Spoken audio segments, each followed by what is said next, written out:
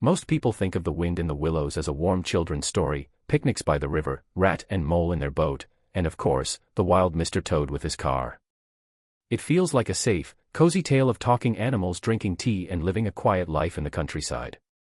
But what if I told you there was a chapter so strange and different that many publishers later removed it?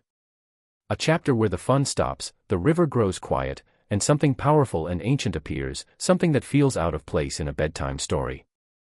Why was it written? And why did so many people want to erase it?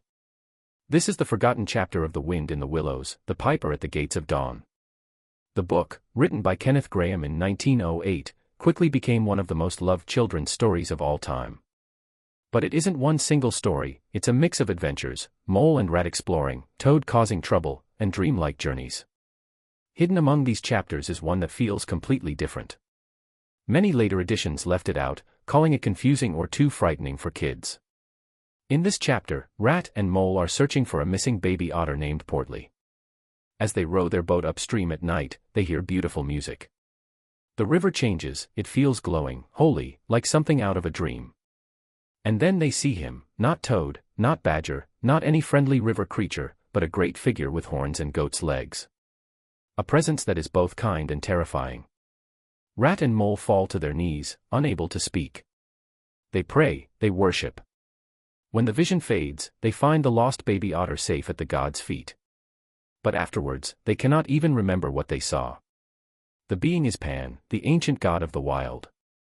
He even appeared on the cover of the very first edition of the book. To Grahame, this chapter wasn't strange at all, it was at the heart of the story. But who was Pan? In Greek myth, Pan was the god of shepherds, woods, and music played on reed pipes. His music could charm or frighten. From his name comes the word panic, because people believed sudden fear came from hearing his cry in the wilderness. He was not noble or handsome like other gods. He was wild, horned, half-man and half-goat, both joyful and frightening at once. So why did Grahame bring Pan into an English children's book? The answer lies in his love for nature and the cultural mood of his time. In early 20th century Britain, people felt torn between Christianity and the growing modern world of factories, trains, and industry. Many longed for nature, mystery, and older traditions. Pan became a symbol of this longing, appearing in poems, novels, and even rumors of sightings in the woods. But because Pan's image had also been linked to the devil, his return to literature shocked many Christians.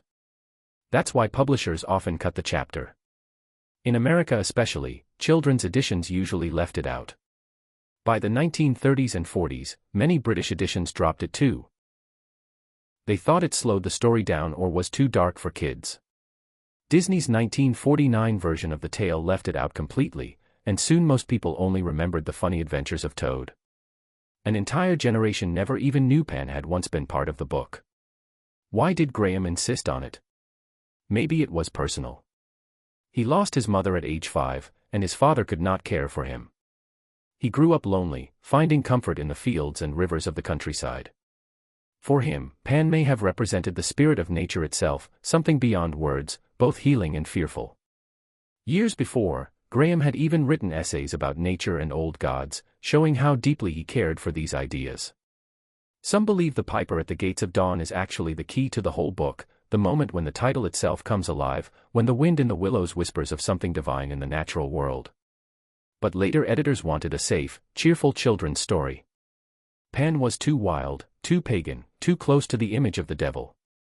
And so the chapter was erased. Even today, some modern editions leave it out, and readers are shocked to learn they missed it. The story was even adapted in the 1980 stop-motion series, but the episode was rarely shown and Pan was softened into a glowing spirit instead of a horned god. Still, Pan's shadow lingers.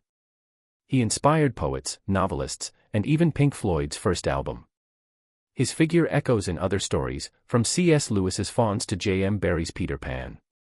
So next time you imagine Rat and Mole drifting on the river, remember that once, in the silence of dawn, they knelt before something vast and forgotten. Pan, the Piper at the Gates of Dawn.